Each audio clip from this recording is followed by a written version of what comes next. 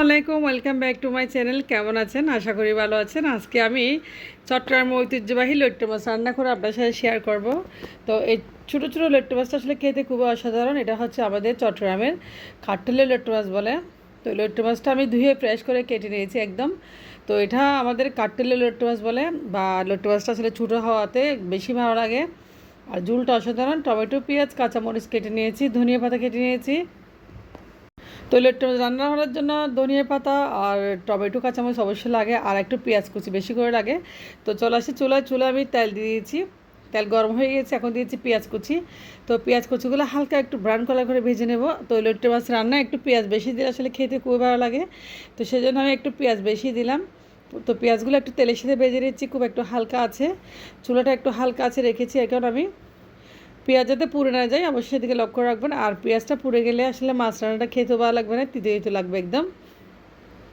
তো এরপর যে পেঁয়াজটা একদম ভাজা হয়ে গেছে, দেখতে পাচ্ছেন খুব সুন্দর করে ভেজে নিয়েছি, একদম একটা ভালো গ্রান আসছে। আমি এখন দিয়েছি হলুদের গুঁড়া। আমি খুব নর্মাল মশলায় মাছ টাছকে রান্না করব।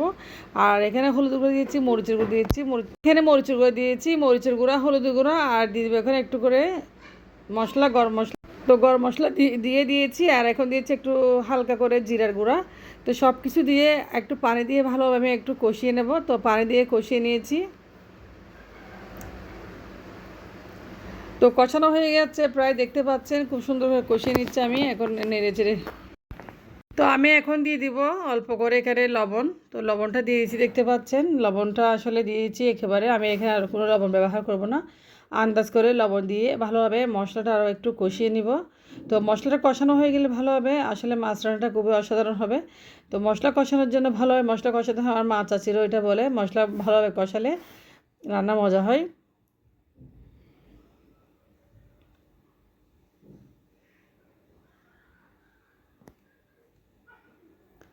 তো এখন আমি দিয়েছি লট্টু মাছগুলো, মশলা কষানো হয়ে গেছে, লট্টু মাছটা দিয়ে দিয়েছি, দেখতে পাচ্ছেন খুব সুন্দর লট্টু মাছগুলো আসলে খুবই ভালো লাগতেছে। তো খেতেও খুব অসাধারণ লাগবে এই লট্টু মাছটা।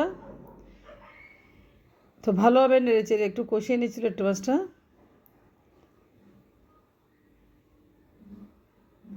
এই লট্টু মাছটা আসলে খুবই ভালো লাগে, বিশেষ করে ছোটো ছোটো লট্টু মাছটা। আর এই লট্টু মাছটা ঝুলটা অসাধারণ, দিয়েছি কয়েকটা কাঁচামরিচ। তো লট্টু মাছটা আমি ভালোভাবে একটু কষিয়ে নিয়েছি। আর লট্টু মাছ হওয়ার জন্য বেশিক্ষণ সময় লাগে না, আসলে 30 মিনিটের ভিতরে লট্টু মাছটা রান্না হয়ে যায়। তো এখন লট্টু মাছটা দেখতে পাচ্ছেন পানিও বের হয়ে যাবে। লট্টু মাছটা আসলে পানি না দিলে পানি এমনি এমনি বের হয়ে যাবে। তো আমি ঢাকনা দিয়ে রেখে দিচ্ছি 5 মিনিটের জন্য। তো লট্টু মাছটা আসলে দেখতে পাচ্ছেন 5 মিনিট পরে ফিরে চলে আসলাম, লট্টু মাছটা একদম ঝুল বেড়ে গেছে। তো এরপর দিয়েছি ধনিয়া পাতা আর টমেটো। তো ধনিয়া পাতা আর টমেটো না দিলে হয় না, ধনিয়া পাতা আর টমেটো দিয়ে লট্টু মাছটা ভালোভাবে চুলা থেকে নামিয়ে নিব। তো এই পর্যায়ে আমি টমেটো যখন সিদ্ধ হওয়ার জন্য আমি 5টা মিনিট ওয়েট করব। তো দিয়েছি ধনিয়া পাতা, কাঁচামরিচ। আর ধনিয়া পাতা কাঁচামরিচ হচ্ছে লট্টু মাছের একটা পুরো মূল মন্ত্র। তো লট্টু মাছের ধনিয়া পাতা কাঁচামরিচ দিলে আসলে অসাধারণ লাগে, এটা বলার বাইরে। তো মাছটা এখন প্রায় দেখতে পাচ্ছেন হয়ে গেছে। তো এই লট্টু মাছের ঝুলটা আসলে খেতে খুবই মজা, অসাধারণ লাগে।